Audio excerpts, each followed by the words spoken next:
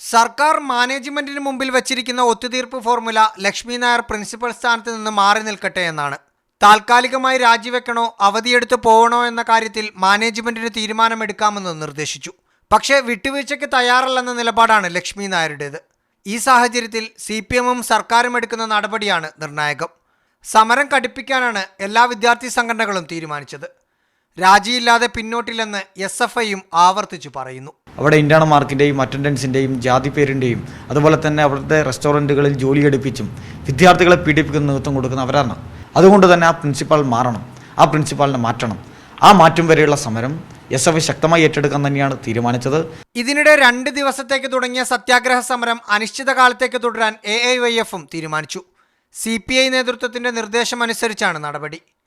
BJP നേതാവ് V. Muraleedharan നടത്തുന്ന നിരാഹാര സമരം 6-ാം ദിവസത്തിലെത്തി.